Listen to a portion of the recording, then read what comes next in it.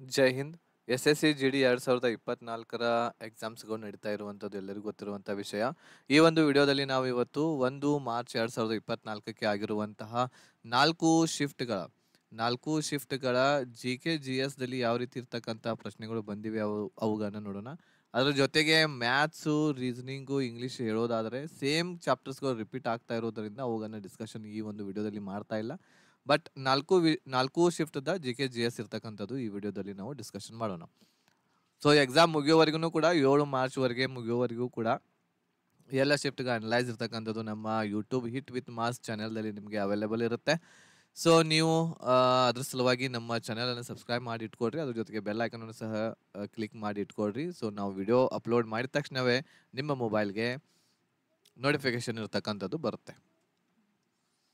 So ಇವತ್ತು 1 March 2024ಕ್ಕೆ ಆಗಿರುವಂತಹ first ಶಿಫ್ಟ್‌ದಲ್ಲಿ ಯಾವ ರೀತಿ ಪ್ರಶ್ನೆಗಳನ್ನ ಕೇಳಿದ್ರು ಅನ್ನೋದನ್ನ ನೋಡೋಣ. 1ನೇ ಪ್ರಶ್ನೆ, ಹಾರ್ನ್ ಬಿಲ್ ಉತ್ಸವ ಇರ್ತಕ್ಕಂಥದ್ದು ಯಾವ ರಾಜ್ಯದಲ್ಲಿ ಆಚರಣೆ ಮಾಡ್ತಾರೆ? ಸೊ ಇದರ ಆನ್ಸರು ನಾಗಾಲ್ಯಾಂಡ್ ಇದೆ.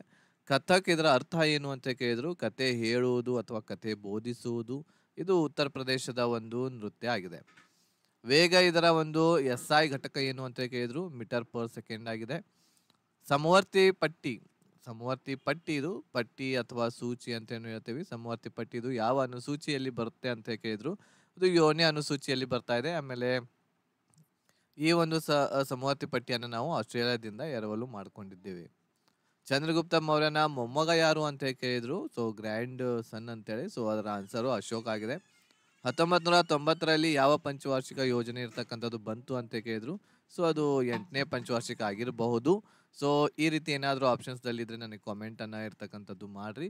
ಅದ್ರ ಜೊತೆಗೆ ಪಾಕಿಸ್ತಾನದ ರಾಷ್ಟ್ರೀಯ ಕ್ರೀಡೆ ಯಾವುದು ಅಂತ ಕೇಳಿದ್ರು, ಅದರ ಆನ್ಸರ್ ಹಾಕಿ ಆಗಿದೆ. ನಮ್ಮ ಭಾರತ ದೇಶದೂ ಕೂಡ ಹಾಕಿ ಆಗಿದೆ.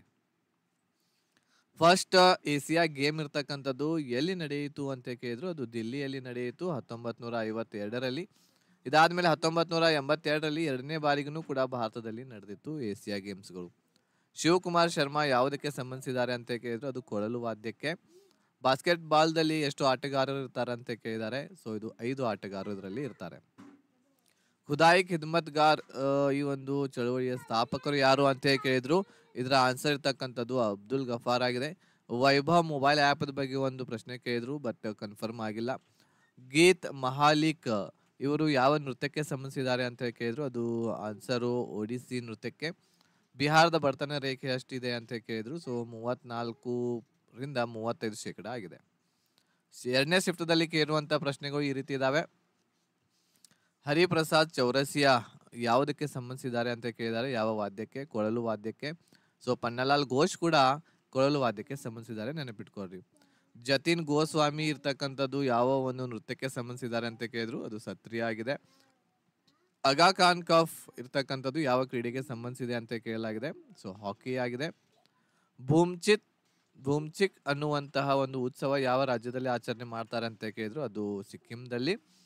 ಮೇಘಾಲಯದ ಚೀಫ್ ಮಿನಿಸ್ಟರ್ ಯಾರಾಗಿದ್ದಾರೆ ಅಂತ ಕೇಳಿದ್ದಾರೆ, ಸೊ ಸಂಗ್ಮಾ ಆಗಿದ್ದಾರೆ. ವಿಕ್ರಮಾದಿತ್ಯ ಅಂತ ಯಾರಿಗೆ ಕರೆಯಲಾಗುತ್ತಿತ್ತು ಅಂತ ಪ್ರಶ್ನೆ ಕೇಳಿದ್ರು, ಇದು 2ನೇ ಚಂದ್ರಗುಪ್ತರವ್ರಿಗೆ ವಿಕ್ರಮಾದಿತ್ಯ ಅಂತ ಕರೀತಾರೆ, ಅದು ಅವರ ಬಿರುದು. ಇದಾದ್ಮೇಲೆ ಕ್ರಿಕೆಟ್ದಲ್ಲಿ ಗಲ್ಲಿ ಅಥವಾ ಗುಲ್ಲಿ ಅದು ಏನಾಗಿರುತ್ತೆ ಅಂತ ಕೇಳಲಾಗಿದೆ. ಸೊ ಇಲ್ಲಿ ಏನು ಸ್ಟಂಪ್ಸ್ಗಳಿರ್ತವೆ 3, ಆ ಸ್ಟಂಪ್ಸ್ಗಳ ಮೇಲೆ ಇರುವಂತಹ 2 ಚಿಹ್ನೆಗಳು ಏನಿರ್ತವೆ ಅವುಗಳಿಗೆ ಗುಲ್ಲಿ ಅಂತ ಕರಿತಾ ಇದ್ದೇವೆ ನಾವು. ಕಡಿಮೆ ಜನಸಂಖ್ಯೆ ಇರುವಂತಹ ರಾಜ್ಯ ಯಾವುದು ಅಂತ ಕೇಳಿದ್ರು, ಅದು ಸಿಕ್ಕಿಂ ಆಗಿದೆ. 2ನೇ ಸ್ಥಾನದಲ್ಲಿ ಮಿಜೋರಾಂ ಬರುತ್ತೆ. ನರೇಂದ್ರ ಮೋದಿ ಎಷ್ಟು ವಂದೇ ಭಾರತ ಟ್ರೈನ್ಗಳನ್ನ ಪ್ರಾರಂಭಿಸಿದ್ರು ಅಂತ ಕೇಳಿದ್ರು, ಬಟ್ ಇಲ್ಲ ಆಪ್ಷನ್ದಲ್ಲಿ ಏನಿತ್ತು ಕನ್ಫರ್ಮ್ ಆಗಿಲ್ಲ. ಸೊ ಈ ವರ್ಷ ರೀಸೆಂಟ್ಲಿ ಅಂತ ಇತ್ತು ಅಂತಂದ್ರೆ ಅದು 9 ಟ್ರೈನ್ಸ್ಗಳು ಆಗ್ತವೆ. ಇಲ್ಲ ಅಂತಂದ್ರೆ ಟೋಟಲ್ ಎಷ್ಟು ಟ್ರೈನ್ಗಳನ್ನ ಪ್ರಾರಂಭಿಸಿದ್ರು ಅಂತ ಕೇಳಿದ್ರೆ 34 ಇರ್ತಕ್ಕಂಥದ್ರ ಆನ್ಸರ್ ಆಗುತ್ತೆ.